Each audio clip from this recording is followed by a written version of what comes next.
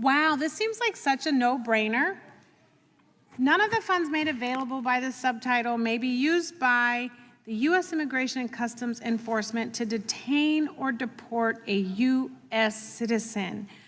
And I was sitting here thinking, good Lord, Republicans must be in some kind of diabolical paralysis if they are unwilling to stand up for the Constitution for Americans by not supporting this bill. And then I had to read it again. I said, maybe I'm missing something, because, you know, I'm from California. But I was like, well, wow, deport to where? Because, like, if you're an American, you're going to deport an American to where? What the heck?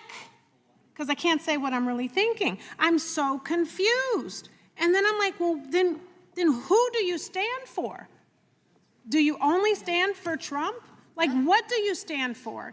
Because if you're not standing up for the Constitution, which, is also to protect you, you know, like, I don't agree with you most of the time I am awake and half the time I'm asleep, but I still believe you have rights. So, like, if you don't even support this language, who do you stand for? Because, you know, I guess what you're saying is that Americans have no rights. You have no rights, and the only right you have is to obey Trump. The only right you have is to be silent and complicit in whatever comes out of this administration. But you don't have a right to your rights. You don't have a right to your civil liberties. You don't have a right to any freedoms. You don't even have a right to stand up and speak out. And you, as an American, could be deported, but I just don't know to where. And, you know, the ranking member said that he talked to Republicans who said, well, you know, this is a popular thing, you know, for Republicans, this immigration thing, and it's not.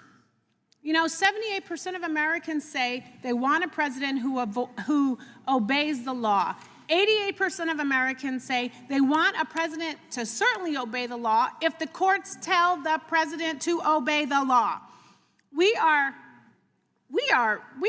opened the door. We have walked back into babies in cages, to our neighbors, you know, our soccer teammates, our neighborhood store owners being deported. We have seen babies in their underwear being strip searched by people who are like, sorry, my bad, wrong address, but I'm still dehumanizing you, taking away all your stuff, and taking away your rights and liberties. I mean, this little sheet of paper just says, please follow the law and give an American citizen their rights, which you can still debate in court, but the premise is they have some. So I'm just so bizarrely confused. And then I'm thinking to myself, well, so then if you are gonna not support this, then like what happens when an American, one of your constituents, one of your neighbors, heck, a family member goes overseas and gets snatched? You're not gonna fight to bring them home?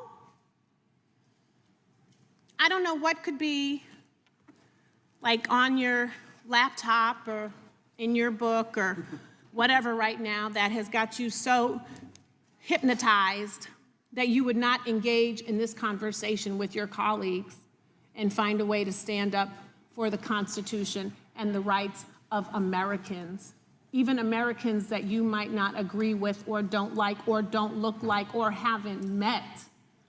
Have you met every single representative? I mean, every single constituent that you represent in your district? God bless you if you have. But even if you haven't, you still have to represent them. So if they're in trouble and they call you, you're supposed to help them. If you don't support this, you're saying, if you call me, I'm not going to help you. What kind of representative are you? Shame, shame, shame. Game of Thrones, shame. With that, I yield back.